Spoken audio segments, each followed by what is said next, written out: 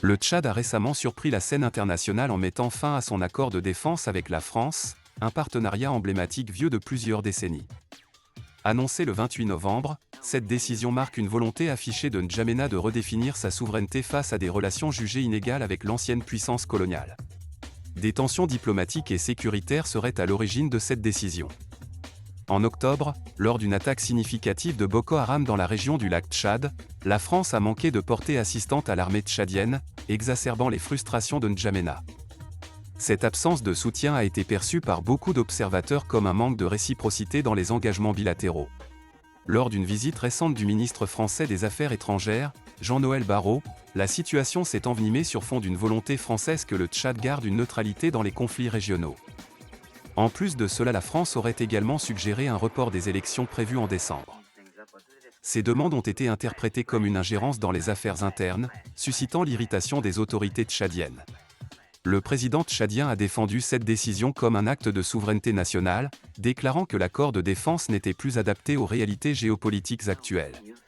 Des manifestations en soutien à la décision. Sur le terrain, cette annonce a été accueillie avec ferveur par une partie de la population. À N'Djamena, des centaines de manifestants, majoritairement des jeunes, ont exprimé leur soutien à la rupture, arborant des pancartes avec les slogans Tchadoura, France Bara, dehors la France. Ces rassemblements, bien que pacifiques, traduisent une volonté populaire de voir le Tchad affirmer son indépendance stratégique. Cette rupture vient s'ajouter à une série de revers pour Paris en Afrique de l'Ouest.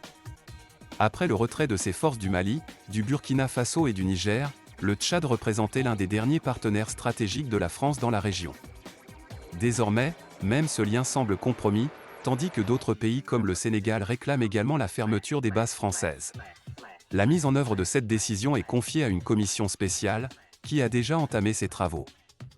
À Paris, le Quai d'Orsay a exprimé son intention de poursuivre le dialogue avec N'Djamena, mais aucun calendrier pour le retrait des troupes françaises n'a encore été fixé. Ce bouleversement souligne les transformations en cours dans les relations entre la France et ses anciens partenaires africains. Plus qu'un simple désaccord bilatéral, la décision tchadienne s'inscrit dans une dynamique régionale plus large, où les États cherchent à affirmer leur autonomie face à une présence étrangère perçue comme déclinante.